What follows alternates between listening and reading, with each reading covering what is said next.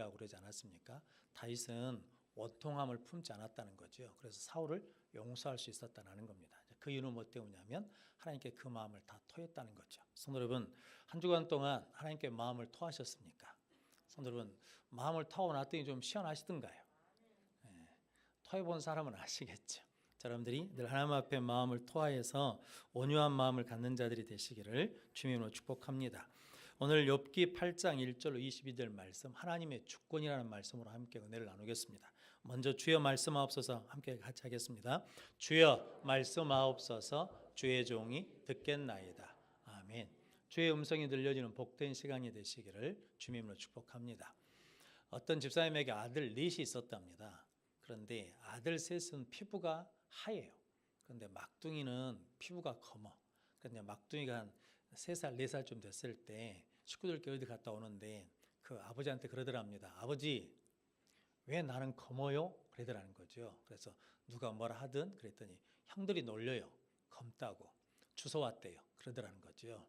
그런데 그 순간 뭐라고 해줄 말이 없더래요. 그런데 옆에 타고 있던 집사님이 그러셨대요. 왜냐하면 하나님이 너를 사랑하셔서 튼튼한 색깔을 주셨어. 나 봐라, 피부가 하얘니까 이렇게 자꾸 아프잖아. 그러더라는 거죠. 그런데 이제 고맙기도 하고 한편으로는 나머지 세 아들이 피부가 뭐한데? 피부가 하얘니까 이게 피부가 검은 놈 위로가 되는데 피부 하얀 새 놈은 하나님 우리는 사랑하지 않으셔서 약한 색깔을 두셨나? 이런 생각이 들까 봐 이제 그 집사님이 그랬답니다. 하나님이 하얀색은 하얀색도로 튼튼하게 만들어 주시고 검은색은 검은색도로 튼튼하게 만들어 주셨어. 그래서 하나님이 다 우리를 다르게 만드셨단다. 그러면서 우리가 다 다르기 때문에 하나님 앞에 최고가 다 될 수 있는 거야 라고 그렇게 이야기했다는 거죠. 그 말을 이해했는지 못했는지는 모르겠죠. 그런데 성도 여러분, 다른 것은 틀린 겁니까? 아니면 다른 겁니까? 그런데 오늘 이제 욥기 8장 이야기가 그 얘기거든요. 성도 여러분, 여러분들은 치약을 중간에서 짭니까? 아니면 위에서 짭니까? 아니면 밑에서부터 짜 올립니까? 성도 여러분, 치약을 어디서 짜야 맞는 겁니까? 밑에서 짜야 맞는 거예요? 아니면 중간에서 짜야 맞는 거예요? 아니면 위에서 짜야 맞는 거예요? 뭐가 맞는 거예요? 아무렇게나 짜도 되는 거잖아요. 그렇죠? 할렐루야. 치약은 아무렇게나 짜도 돼요. 그런데 제가 이제 결혼한다고 이제 인사 오면 그러거든요. 치약 짜는 거 다르다고 싸우지 마라. 제가 경험해 봤거든요. 저희 사모님은 치약을 중간에서 짜요. 지금도 중간에서 짭니다. 우리 딸들도 다 중간에서 짭니다. 대부분 보니까 여자들은 중간에서 짜는 것 같아요. 그런데 우리 남자들은 군대 갔다 온 사람들은 중간에서 짜지 않거든요. 밑에서 짜 올려야 되거든요. 아껴야 돼. 끝까지 짜서 내야 되거든요. 그러면 밑에서부터 짜야 되거든요. 그런데 그것이요, 다른 거잖아요. 중간에서 짜는 사람이 틀린 게 아니죠. 밑에서 짜는 사람이 틀린 게 아니잖아요.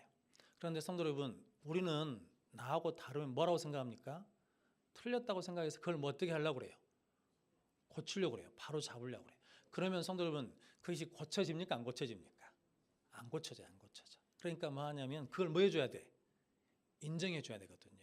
그래서 당신은 중간에서 짜. 내가 잘 짤 수 있도록 올려줄게. 이거 깨닫는데 상당히 오래 걸렸어요. 이게 아무나 걸리는 게 아니라니까요. 그전에는 이게 양치질로 들어가지고 화가 나는 거예요. 또 가운데서 짜놨네. 그러면서 화가 나. 근다고 해서 이게 화를 낼 수는 없고, 당신은 가정교육을 어떻게 받았까니 중간에서 짠가? 이렇게 말할 수는 없는 거잖아요. 근데 성도 여러분, 이게 신앙생활도 똑같거든요. 내가 만난 하나님이 다 맞는 게 아니거든요. 하나님이 역사하시는 방식이 다 뭐다는 겁니까? 다 다르다는 거죠. 그걸 인정하십니까? 근데 왜 그걸 못 봐주는 거예요? 이렇게 이제 설교 시간에는 다 하나님이 우리에게 은혜 주시는 방식이 다르고 우리에게 말씀하시는 것이 다르다고 말하면 이게 이해되죠? 근데 다른 사람이 나하고 다르게 신앙생활하는 것을 봐줘요, 못 봐줘요? 자, 그렇게 이제 그걸 봐주려고 하면 상당히 이제 도를 닦아야 돼.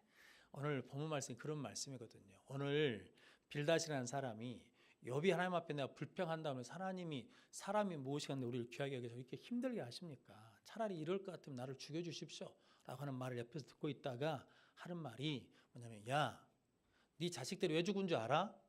네 자식들이 죄를 지어서 죽은 거야. 이렇게 말했단 말이죠. 욥 자녀가 몇냐면 아들이 7이고 딸이 3이거든요. 그러니까 자식 10이 죽은 사람 앞에서 그렇게 말하면 돼요, 안 돼요? 안 될 것 같잖아요. 또 우리가 이렇게 말 함부로 한다니까요. 성도 여러분, 지금 빌단만 그런 게 아니라 우리도 살아가면서 이런 말들을 거침없이 한다니까요. 거침없이 하고 있어요. 실은 우리는 그런 생각 없이 말한 거죠. 뭐냐면 바르게 해준다고, 바르게 고쳐준다고, 바르게 세워준다고 하는 말인데 그 말을 듣는 욥의 입장에서는 어찌겠습니까? 지금 자식 죽은 것도 나한테는 큰 뭔데 상처고 슬픔인데 그 욥한테 와가지고 자식들이 왜 죽은 줄 알아? 하나님 앞에 죄를 지어서 죽은 거요 라고 오늘 이제 4절 말씀에 그러는 거거든요. 4절 말씀 한번 같이 읽어보겠습니다. 내 자녀들이 주께 죄를 지었으므로 주께서 그들을 그 죄에 버려두셨나니. 네 자식들이 죄를 지어서 하나님 앞에 죄를 지어서 그렇게 죽도록 하나님께서 그 죄 가운데 던져버리셨다라는 거거든요. 그러면서 하는 말이 네가 만일 하나님을 찾으면 그리고 전능하신 이에게 간구하면 또 청결하고 정직하면 반드시 너를 돌보시고 내 의로운 초소를 평안하게 하실 것이라. 이게 틀린 말이에요, 맞는 말이에요? 맞는 말이에요. 하나님을 찾으면, 하나님께 간구하면, 청결하고 정직하면 하나님께서 너를 돌보셔서 네 초소를 어떻게 해주신다는 거예요? 평안하게 해주실 것이다. 그러면서 내 시작은 미약하나 내 나중은 창대하리라. 누가 한 말이에요? 빌닷이 한 말이에요. 성도 여러분, 기업에 가게를 열었어. 그럼 목사가 가가지고 욥기 8장 7절 딱 읽어주면서 내 시작은 미약하나 내 나중은 창대하리라 이렇게 말씀 가지고 축복해 주면 좋겠잖아요. 다 아멘이시죠? 근데 이제 아멘이 안 돼. 이 말을 왜 했는가? 그러니까 이 말만 딱 띄어서 보면 참 좋은 말씀이잖아요. 내 시작은 미약하나 내 나중은 창대하리라. 그래서 성도 여러분, 성경은 앞뒤 면목을 좀 봐야 되거든요. 이 말이 왜 나왔냐면 너 아들들이 네 자식들이 왜 죽은 줄 알아? 하나님께 제지해서 죽었거든. 그런데 네가 하나님을 찾고 하나님 앞에 기도하고 네 마음을 청결하고 정직하게 하면 하나님께서 그걸 들으시고 네 초소를 평안하게 해줄 거야. 그래서 지금은 네가 그 고난 때문에 힘들고 미약하지만 그렇게 하나님을 찾고 기도하고 청결하고 정직하면 나중에 창대해질 거요. 그렇게 알아? 라고 말했단 말이죠. 이 말은 위로 말이 아니잖아요. 축복의 말이 아니잖아요. 성도 여러분, 빌닷 입장에서 보면 당연히 맞는 말이죠. 우리도 상처가 없을 때는 이 말은 믿음의 말이잖아요. 그런데 상처 있는 욥한테는, 슬픔 있는 욥한테는, 자식을 잃은 욥한테는 이 말이 뭐와 같겠어요? 마음을 찢는 말이죠. 성도는 그러면서 이제 그렇게 말하는 이유가 뭐냐면 8절 말씀입니다. 8절 말씀 같이 읽어보겠습니다. 청하건대 너는 네 시대 사람에게 물으며 조상들이 터득한 일을 배울지어다. 아멘. 야, 너 조상들이 한 말을 잘 들어봐. 그리고 그 사람들한테 잘 배워봐라고 말하는 거죠. 그래서 네가 지금 몰라서 그러는 건데 배우면 알 거예요. 그러면서 뭐라고 말하냐면 오늘 11절 말씀도 같이 한번 읽어보겠습니다. 왕골이 진펄 아닌 데서 크게 자라겠으며 갈대가 물 없는 데서 크게 자라겠느냐. 이런 것은 새순이 돋아 아직 뜯을 때가 되기 전에 다른 풀보다 일찍 마르느니라. 그러니까 왕골과 이게 갈대라는 것이 진펄, 갯벌에서 자라는 앙골대가 있고 그다음에 물이 있어야 갈대가 잘 자란다는 거죠. 근데 그게 없으면 자랄 수 없다라는 거거든요. 그런데 그런 사람들이 어떤 사람이냐면 13절 말씀 13절에서 15절까지 같이 한번 읽어보겠습니다. 하나님을 잊어버리는 자의 길은 다 유와 같고 저속한 자의 희망은 무너지리니 그가 믿는 것이 끊어지고 그가 의지하는 것이 거미줄 같은즉 그 집을 의지할지라도 집이 서지 못하고 굳게 붙잡아 주어도 집이 보존되지 못하리라. 아멘. 하나님을 잊어버린 자는 이게 뻘 없는 데서 자라는 앙골과 같고 물 없는 데서 자라는 갈대와 같아서 싹이 돋다 금방 뭐해진다는 거예요. 없어져 버린다는 거죠. 그래서 하나님을 잊어버린 자는 의지하는 것이 거미줄과 같다는 거죠. 거미줄은 힘이 있어요, 없어요? 없잖아요. 그냥 뜯어져 버리잖아요. 그러니까 하나님을 잊어버린 자들이 의지하는 것들은 다 그렇게 없어져 버린다라는 거거든요. 이 말을 누구한테 적용하면 나한테 적용하면 맞는 말이에요. 근데 이게 모든 사람한테 다 적용할 수는 없어요. 왜냐하면 다 뭐가 틀리니까 상황이 틀려. 형편이 틀려. 성도 여러분, 지금 욥은 죄 때문에 고난을 받는 것입니까? 아니면 믿음 때문에 고난을 받는 것입니까? 성도 여러분, 욥은 이게 불순종 때문에 고난을 받는 것입니까? 아니면 하나님을 경외하기 때문에 고난을 받는 것입니까? 성도 여러분, 이게 그러니까 다 맞는 게 아니잖아요. 만약에 죄 때문에 고난을 받는다 그러면 이 말은 맞는 말이잖아요. 그런데 욥은 지금 죄 때문에 고난을 받는 것이 아니라 우리가 1장 2장에서 본 것처럼 뭐 때문에 고난을 받는 거예요? 믿음 때문에 고난을 받아요. 성도 여러분, 믿음이 좋아도 뭘 받는다는 겁니까? 고난을 받아요. 성도 욥은 순종해서 고난을 받는 겁니까? 불순종해서 고난을 받는 겁니까? 순종해서 고난을 받는 거예요. 그러니까 우리가 순종해도 무엇을 받을 수 있다는 거예요? 고난을 받을 수 있다는 거예요. 성도 여러분, 욥은 하나님을 경외해서 고난을 받는 겁니까? 하나님께 불경외해 가지고 고난을 받는 겁니까? 하나님을 경외해서 고난을 받는 거니까 하나님을 잘 경외해도 무엇을 받을 수 있다는 거예요? 고난을 받을 수 있다는 거죠. 우리가 함부로 그 사람이 이렇게 했을 것이라고 판단하고 뭐 할 수 없다는 거예요. 정죄할 수 없다라는 거거든요. 성도 여러분, 그래서 우리가 조심해야 된다라는 의미가 그거거든요. 근데 성도 여러분, 이제 욥기 42장 결론을 한번 가보겠습니다. 욥기 42장 8절 말씀. 7절 먼저 같이 읽고 욥기 42장 7절 8절 말씀 같이 읽어보겠습니다. 여호와께서 욥에게 이 말씀을 하신 후에 여호와께서 대만 사람 엘리바스에게 이르되 내가 너와 내 두 친구에게 노하나니 이는 너희가 나를 가리켜 말한 것이 내 종 욥의 말같이 옳지 못함이니라. 그런즉 너희는 수소 7과 순양 7을 가지고 내 종 욥에게 가서 너희를 위하여 번제를 드리라. 내 종 욥이 너희를 위하여 기도할 것인즉 내가 그를 기쁘게 받으리니 너희가 우매한 만큼 너희에게 갚지 아니하리라. 이는 너희가 나를 가르쳐 말한 것이 내 종의 욥의 말같이 옳지 못함이라. 아멘. 이게 이제 누가 말씀하신 겁니까? 하나님께서 말씀하신 건데, 하나님의 평가는 뭐냐면 엘리바스와 그 나머지 두 친구 사람들이 한 말이 옳다는 거에 틀리다는 거예요. 틀리다는 거예요. 이제 이걸 알고 우리가 이제 욥기 8장을 이제 읽어야 된다는 거거든요. 욥기 8장이 그냥 읽으면 이게 다 맞는 말이거든요. 우리 하나님 찾아야 되잖아요. 하나님께 간구해야 되잖아요. 하나님 앞에 정직하고 청결해야 되잖아요. 그래야 하나님께서 우리에게 뭘 주시는 겁니까? 평안을 주시는 거잖아요. 그리고 우리의 시작은 미약하나 나중 어떻게 된다는 겁니까? 창대하게 되리라라는 거죠. 근데 이 말씀을 누구에게다가 욥에다가 적용시키기는 어렵다라는 거죠. 그게 맞지 않는다라는 거거든요. 왜냐하면 지금 욥이 지금 고난다 받는 상황은 죄 때문에 받는 게 아니니까, 불순종 때문에 받는 게 아니니까, 하나님을 경외하지 않아서 받는 고난이 아니니까 이 말씀을 갖다 들이대 가지고 네 자식들이 왜 죽은 줄 알아? 하나님께 죄를 지어서 죽은 거요 라고 말할 수 없다라는 거거든요. 그런데 우리는 그 사람의 형편을 다 아십니까? 이걸 지금 욥도 알아요, 몰라요? 몰라요. 지금 하나님이 지금 천상에 사시는 일이잖아요. 그러니까 이게 욥도 몰라. 그런데 욥은 모르는 가운데서도 뭐냐면 그의 믿음을 지키려고 지금 처절하게 싸우고 있는 거잖아요. 그 처절하게 싸운 사람한테 가가지고 뭐 하라는 거예요? 너 죄 때문에 그런 거예요. 네 자식들이 죄를 지어서 그런 거예요. 라고 함부로 우리가 판단하고 정죄할 수 없다라는 거거든요. 그런데 우리가 지금 그 일을 실은 참 많이 하고 있는 거죠. 성도 여러분, 이걸 우리가 뭐가 없기 때문이냐면 하나님의 주권을 인정하지 않아서 그래요. 하나님이 아브라함에게는 갈대아 우르를 뭐 하라겠습니까? 내 본토 친척 아비들 뭐 하라고? 떠나라고. 그런데 이삭에게는 그랄 땅을 떠나라 그랬어요. 그 땅에 머무르라고 그랬어요. 그 땅에 머무르라 그랬잖아요. 그런데 아브라함이 그랄 땅에 머무르는 이삭한테 이놈아, 하나님이 나한테 떠나라고 그랬어. 그러니까 너도 떠나야 돼. 이렇게 말할 수 있어요, 없어요? 없잖아요. 왜냐하면 아브라함에게 역사하신 하나님과 이삭에게 역사하신 하나님 뭐합니까? 다르잖아요. 이게 다르다는 것을 뭐하면 다르다는 것은 틀린 것이 아니거든요. 그런데 우리는 나하고 다르면 적이요, 나하고 다르면 틀렸다고 생각해요. 성도 여러분, 이게 우리의 함정이라니까요.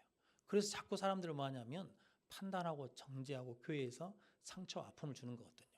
노아에게는 방주로 뭐하라고? 방주로 들어가라고. 누덱에는 소돔과 고모라에서 뭐하라고? 나오라고. 그러니까 노아가 누구한테 야 하나님 나보고 들어가라고 그러셨거든. 그러니까 너도 들어가야지. 이렇게 말할 수 없다라는 거거든요. 성도 여러분, 나에게 역사하신 하나님의 은혜가 다른 사람에게 똑같이 적용돼서 그렇게 하지 않으면 잘못된 신앙이라고, 틀린 신앙이라고 말할 수 없다라는 거거든요. 어떤 키 큰 남자가 키 적은 여자를 만났답니다. 그래서 눈치를 봤더니 꽃을 좋아하더래요. 그래서 꽃을 사줬어요. 그러니까 여자가 너무 좋아하는 거예요. 이 남자가 이제 어떻게 생각하냐면 여자들이 꽃을 좋아하구나. 그래서 만나는 여자들마다 뭘 사주냐면 꽃을 사줘. 이게 뭐냐면 일반화에 오르라 그러거든요.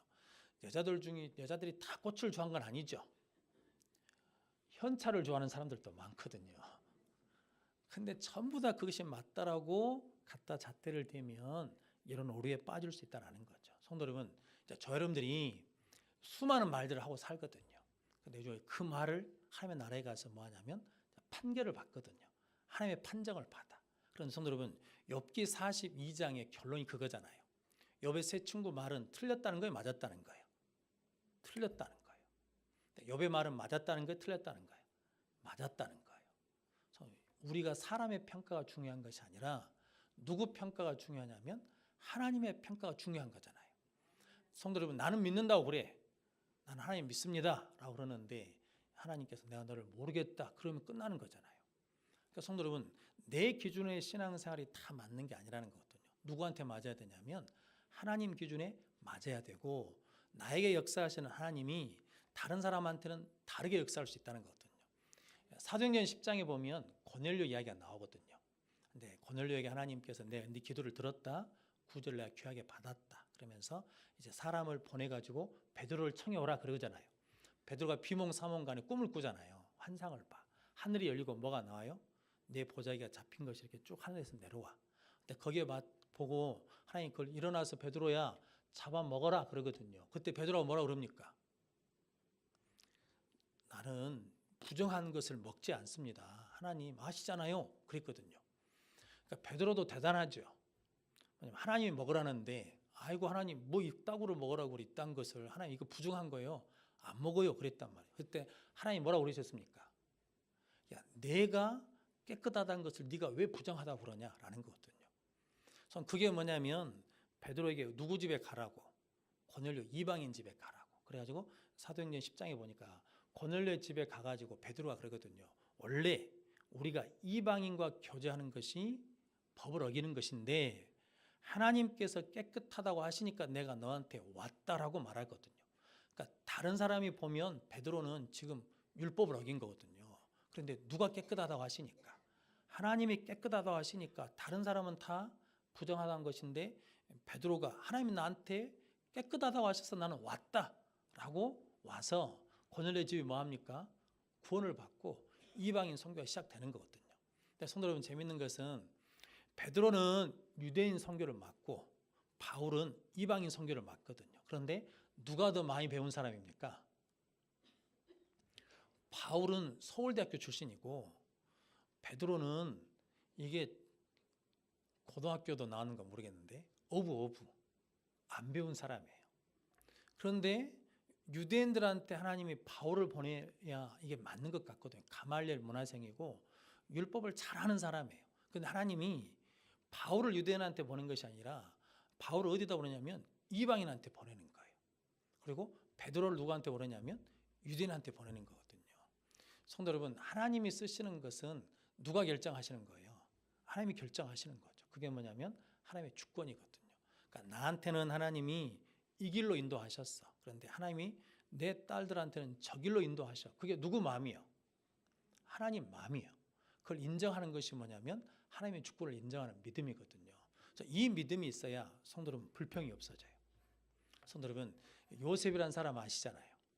요셉이 형들을 만나가지고 제일 먼저 하는 말이 뭐예요? 나쁜 형들, 나를 왜 그때 팔았어요? 내가 그렇게 불부질 때 나를 건져주시지. 그렇게 말하지 않았죠. 뭐냐면 당신들이 나를 팔았으므로 근심하지 마시고 한탄하지 마소서. 하나님이 생명을 구원하시려고 당신들보다 나를 먼저 뭐 하셨다는 거예요? 먼저 보내셨다는 거거든요. 하나님이 나를 먼저 보내시는 방법은 하나님이 결정하셨기 때문에 나는 그 방법에 대해서 전혀 불만이 없어요. 그러니까 뭐가 없어요? 불평이 없어. 원망이 없어. 형제들은 뭐가 없어? 미운 마음이 없어요. 그리고 나중에 창세기 50장 20절 말씀하니까 하나님께서 그것을 뭘로 바꾸셨다는 거예요? 선으로 바꾸셨다라는 거거든요. 이게 뭐냐면 하나님 주권을 인정하는 신앙이거든요. 그러니까 요셉이 요셉되는 것이고 요셉이 형통한 것이거든요. 근데 성도 여러분, 우리가 은혜 받았을 때 조심해야 되는 게 그거거든요. 내가 받은 은혜가 다른 사람들한테 다 동일하게 적용되는 게 아니라는 거거든요. 그건 누구한테? 나한테 적용되는 거예요. 나한테. 그러니까 그 말씀을 누구한테 자꾸 적용해야 돼요? 나한테 적용해야 돼요. 성도 여러분, 제가 설교를 하지 않습니까? 설교를 해. 오늘 새벽에 하나님께서 이게 가난 7 족속들한테 뭐냐면 강팍하는 마음을 주셨어요. 멸망시키시려고. 그리고 은혜를 받지 못하도록 하기 위해서 강팍하게 하셨다는 거거든요. 성경에 가장 강팍한 사람이 누구예요? 바로 왕이잖아요. 그 강팍함 때문에 나라가 망하고 그 강팍함 때문에 군대가 망하고 강팍함 때문에 바로가 죽거든요. 그러면 제가 설교를 하면서 나한테 적용하지 않고 성도들한테만, 성도 여러분, 마음 강팍하게 먹으면 안 됩니다. 여러분들 부드러운 마음 가져야 됩니다. 선한 마음 가져야 됩니다. 이렇게만 말하면 그 말씀은 나하고 상관이 있어요, 없어요? 상관이 없어. 그 말씀을 누구한테 먼저 적용해야 돼요? 나한테 적용하면서 목사 마음이 강팍하면 안 된다라고 하나님 나한테 하신 말씀으로 먼저 듣고 그 말씀에 내가 먼저 깨트림 받아야 그 말씀이 나에게 살아있는 말씀이 되는 거잖아요. 근데 말씀을 받고도 그 말씀은 나하고 아무 상관이 없는 말씀이라고 생각하면서 다른 것만 막 구하면 성도 여러분, 그것은 오리에 빠질 함정이 많다고요.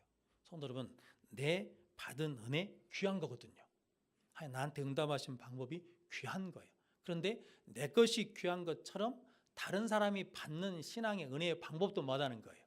귀한 거예요. 대부분 우리 권사님들이 남편 집사님들 신앙이 있다라고 생각해요? 없다라고 생각해요?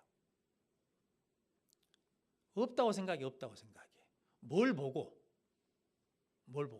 자기 생각에는 기도도 안 해. 집에 와서 찬송가도 안 불러. 맨날 TV만 보고 있어.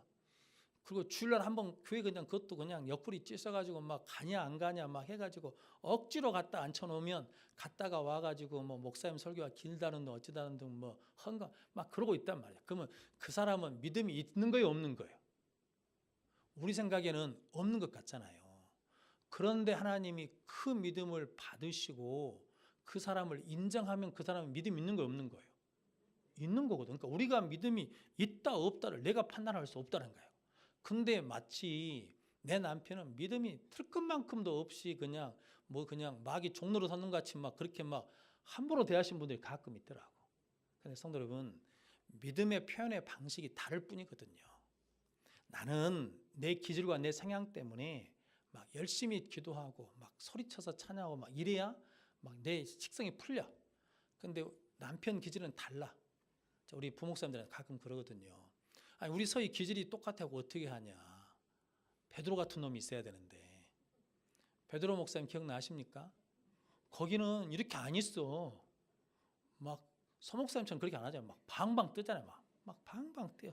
지가 언제까지 뜨는가 보자. 그래도 막 기질이 그러니까. 근데 그 양반은 믿음이 좋은 거고 조용히 하는 서목사님 믿음이 없는 거고 이렇게 표현할 수 있어요, 없어요? 다른 건데 우리는 내 성향에 맞으면 정말 참 은혜가 있는 목사네, 믿음 있는 목사네 이렇게 판단한다고요. 그래서 우리가 그렇게 말하거든요. 아니 목사님 왜 그렇게 안 해요?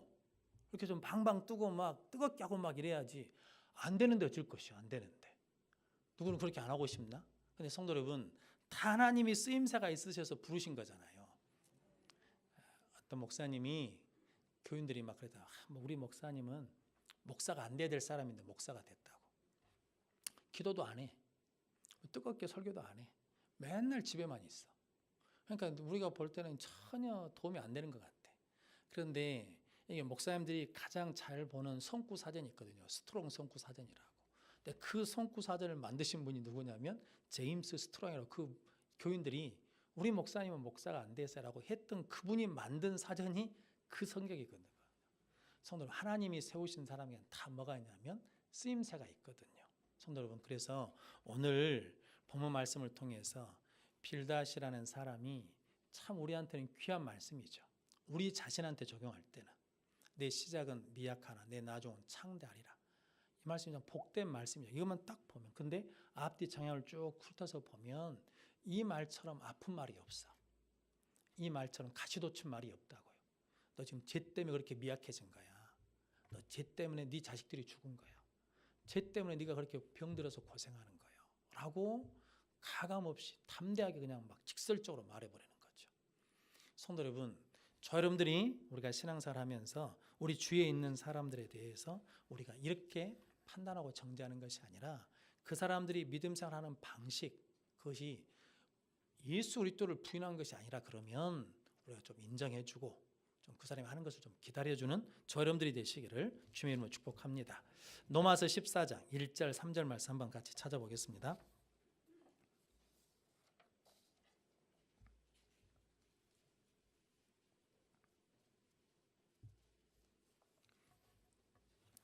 신약성경 로마서 14장 1절 3절 말씀입니다.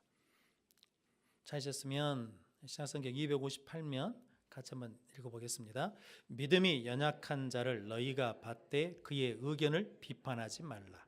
어떤 사람은 모든 것을 먹을 만한 믿음이 있고 믿음이 연약한 자는 채소만 먹느니라. 먹는 자는 먹지 않는 자를 업신여기지 말고 먹지 않는 자는 먹는 자를 비판하지 말라. 이는 하나님이 그를 받으셨음이라. 아멘. 바울이 로마 교인들에게 믿음이 연약한 자를 너희가 받되 그의 의견을 비판하지 말라. 그러니까 의견이라는 말이 뭐냐면 생각. 이게 자기 의견이나 생각을 말하는 것을 비판하지 말라는 거죠. 그래서 믿음이 연약한 자를 뭐 해줘야 된다는 거예요? 받아줘야 된다는 거거든요. 그러면서 어떤 사람은 모든 것을 먹을 만한 뭐가 있어요? 믿음이 있어요. 그런데 믿음이 연약한 자는 뭐만 먹어요? 채소만 먹어. 그러니까 그 사람의 믿음이 연약함이 자라서 모든 것을 먹을 만한 뭐가 되도록 믿음이 있는 자가 될 때까지 뭐 해줘야 돼요? 기다려줘야죠. 우리 교회에 새가족이 작년에 등록하셨거든요. 본당은 안 올라와. 유치부만 가서 아들 놔두고 예배를 드려요. 본당은 절대 안 올라. 본당 올라오면 죽는 줄 알아. 그러니까 권사님들이 얘 놔두고 올라가라 해도 안 와. 그랬는데 5년 만에 본당에 올라서 등록을 했어요. 그러니까 우리도 만만치 않죠. 우리가 몇 년은 기다려줄 수 있어. 5년 정도는 기본으로 기다려줄 수 있어. 본당에 안 올라오고 교회 저 밑에 유치부 자기 아들 데리고 그 아들 언제만 본당에 올라오냐면 이게 유치부 발표할 때만 성탄절 2부 때 발표할 때만 와서 본당에 와서 사진 찍고 내려가 버려요. 그런 양반이 등록을 했다니까요. 근데 우리 김선욱 집사님이 그러더라고요. 기다려줘야 된다고. 그러니까 자식 데리고 예배를 드리다 보면 뭐가 자라요? 믿음이 자라. 그러니까 그걸 뭐 해줘야 돼? 봐줘야 돼. 봐줘야 돼. 성도 여러분, 이게 목사도 이게 마음이 급하거든요. 급해. 그러니까 이게 직분 받았으면 와서 막 새벽 기도 해야 되는데 안 해. 그러면 막 전화하거든요. 새벽에 와서 기도하셔야 돼요. 기도해야 돼. 근데 이것도 한두 번이지 날마다 그렇게 말할 수가 없잖아요. 그러면 나중에 이제 시험 될지도 모르니까. 그러면 뭐 하냐면 이제 기도하다 보면 이제 방법이 그것밖에 없어. 기다리는 방법밖에 없다고요. 성도 여러분, 믿음이 있어가지고 모든 것을 먹을 만한 사람이 있거든요. 그런데 믿음이 약해서 채소만 먹어. 그러니까 성도 여러분, 믿음이 약한 사람은 헌신하라는 말씀을 못 받아 먹어요. 힘드니까. 믿음이 있는 사람만 헌신하자는 말을 받을 수 있거든요. 그런데 목사가 헌신 안 하는 사람은 믿음도 없는 사람이라고 취급해 버릴 수 없다라는 거거든요. 그것 가지고 판단하면 안 되고 뭐냐면 그들을 용납하고 받아줘라 라고 말씀하는 거거든요. 그래서 3절 말씀해 보니까 먹는 자는 먹지 않는 자를 업신여기지 말고 먹지 않는 자는 먹는 자를 비판하지 말라는 거예요. 그러니까 먹는 자는 못 먹는 사람을 업신여기고 막 눈으로 막 비웃고 막 이런 거 하지 말라는 거거든요. 그리고 먹지 않는 자는 먹는 자를 비판하지 말라는 거예요. 이는 다 누가 받으셨다는 거예요. 먹는 자나 못 먹는 자나 믿음이 있는 자나 믿음이 약한 자나 하나님이 다 뭐 하셨다는 거예요? 받으셨다는 거예요. 우리 한국교회가 일제시대 때 신사참배를 했습니다. 그래가지고 해방이 됐거든요. 근데 그때 해방돼가지고 교회가 나눠졌습니다. 어떻게 나눠졌냐면 신사참배 한 사람, 신사참배 안 한 사람. 그러니까 니들 신사참배 하나 너희 더러운 사람들하고는 신앙을 배도한 니들은 우리 같이 있을 수 없다. 그래가지고 신사참배 안 하는 사람들이 자기들끼리 모여서 교회를 만들었어요. 성도 여러분, 그러니까 그 연약한 거죠. 신사참배한 사람들은 뭐 여러 가지 이유가 있겠지만 그래도 믿음이 약하니까 신사참배를 했겠잖아요. 우리 같으면 이 중에 신사참배 할 사람이 많을까요? 아니면 신사참배를 안 할 사람이 많을까요? 말을 함부로 못해. 우리도 다 신사참배 할 거예요. 왜냐하면 자식 죽여버린다는데. 아니 신사참배 안 하면 보는 눈앞에서 자식을 죽여버린다는데.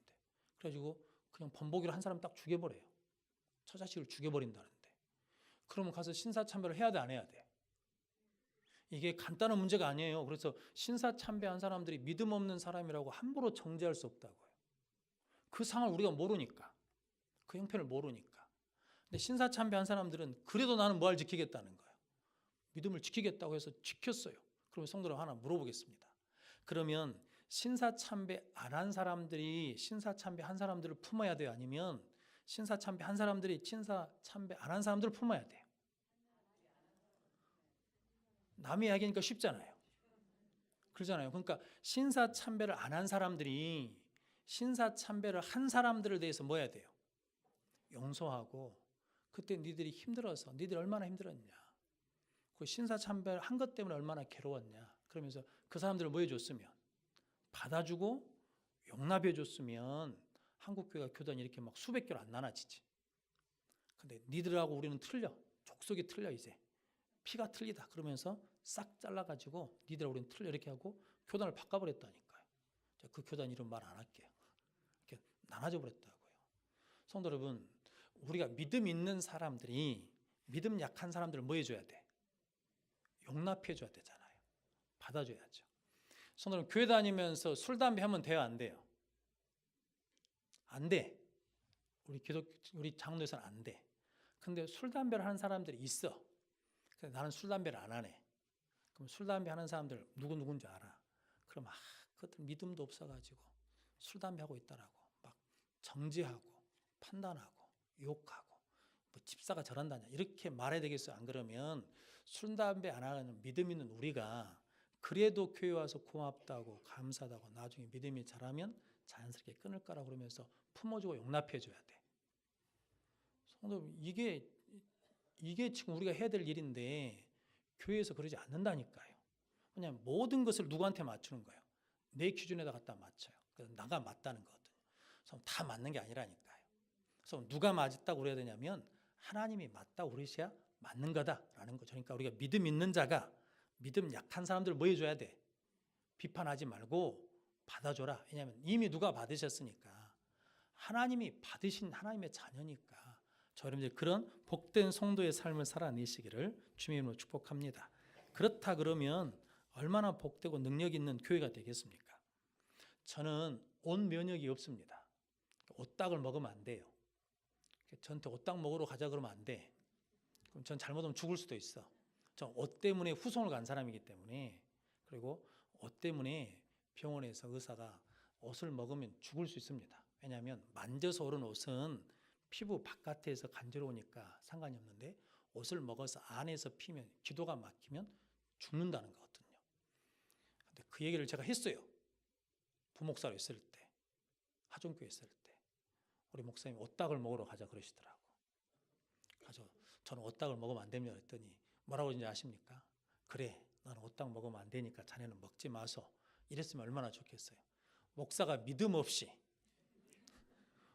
믿음도 없어가지고 말이지 옷닭을 안 못 먹는다고. 성도 여러분, 이게 그분만 하는 게 아니에요. 우리가 다 그렇게 이야기한다니까요. 성도 여러분, 그거 모르잖아요. 우리 그 사람 형편을 몰라. 그래서 요즘은 청년들이나 중고등학생들이 겨울 방학 되면 염색하고 들어오잖아요. 그걸 이제 봐주실 수 있죠. 그러잖아요. 지금은 많이 봐줄 수 있잖아요. 그래도 지금도 다 봐줄 수 있는 건 아니잖아요. 못 봐주겠어. 그래도 지금 봐주려고 우리가 무척 노력하는 거잖아요. 근데 그놈들이 왜 그렇게 머리에다 그렇게 뻘겋게 노랗게 막 물들이고 사는지를 아세요? 모르잖아. 몰라. 알려고 해도 우리는 몰라. 왜냐면 지금 우리 세대하고 우리 어르신 세대하고 지금 세대하고는 틀려. 이게 틀리거든요. 근데 성도 여러분, 어르신 세대가 저 밑에 지금 중고등학생 청년들 세대한테 우리한테 맞추라고 그러면 걔네들이 맞춰지겠습니까? 안 맞춰지잖아요. 자, 그런 거죠. 그런 거. 성도 여러분, 하나님이 우리에게 각각의 은사를 주시고 다양하게 일하시는 이유는 뭐냐면 다양성 속에 우리에게 성령의 하나면은 띠로 하나 되게 하시는 거거든요. 성도 여러분, 이게 획일화돼야 하나 되는 게 아니라 성경은 기독교 정신이 뭐냐면 다양함 속에서 하나 되는 조화를 이루도록 하시는 것이 하나님의 뜻이거든요. 성도 여러분, 그럴 때 교회가 가장 강력하거든요. 성도 여러분, 그럼 여러분들이 나하고 다른 것이 틀린 것이 아니다. 나하고 다른 것이 적이 아니다. 이걸 늘 기억하셔야 돼요. 그러면서 나에게 역사하신 하나님의 방법과 그리고 다른 사람에게 역사하시는 하나님의 방법이 다르다라는 것을 인정하셔야 돼. 그러면서 우리가 살아가면 더 큰 하나님의 은혜와 능력이 우리 가운데 나타날 줄로 믿습니다. 성도 여러분들이 그런 복된 삶을 살아가시기를 주님의 이름으로 축원합니다. 기도하겠습니다. 거룩하신 아버지 하나님 감사합니다. 우리가 하나님의 은혜 가운데 성도들의 형편과 상황과 아픔을 알 수 있는 은혜를 허락해 주시고 우리의 입과 말이 위로의 말이 되게 하시고 격려의 말이 될 수 있도록 축복해 주시옵소서.